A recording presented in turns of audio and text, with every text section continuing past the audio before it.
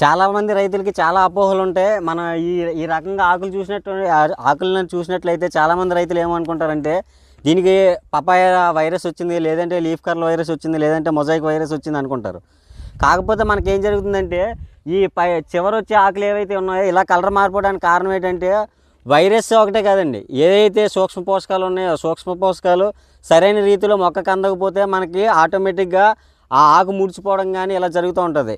ఈ రైతులు ఏం చేస్తారు, దీనికి ఆకు ముడిచిపోతుంది కదా వైరస్ వచ్చిందని చాలామంది రైతు అపోహలో ఈ పురుగు మందులు కొట్టడం కానీ చాలా చేస్తూ ఉంటారు. కాబట్టి ఏం చేస్తారంటే రైతులు ముందుగా, ఎందుకంటే బొప్పాయి తోట వచ్చేసరికి మనకు బొప్పాయి తోట చాలా న్యూట్రియంట్స్ని ఎక్కువ తీసుకోవడంలో ప్రథమ పంటగా బొప్పాయి పంటను మనం చెప్పుకుంటామండి. కాబట్టి ఏం చేస్తారంటే ప్రతి రైతులు ఈ కాంప్లెక్స్లు వాడడం ఇది చేస్తూ ఉంటారు, కానీ మైక్రో న్యూట్రియంట్స్ ఇవ్వడం జరగదు చాలా చోట్ల మొక్కలకి. కాబట్టి ప్రతి రైతు ఏం చేస్తారంటే చివర్లు మారిపోవడానికి గల కారణాలకి ఏదైతే కారణం అవుతుందో ఆ పోషకాన్ని రైతు మొక్కకు అందించినట్లయితే దీన్ని నివారించుకొని అధిక దిగుబడులు సాధించడానికి ఆస్కారం ఉంటుందండి.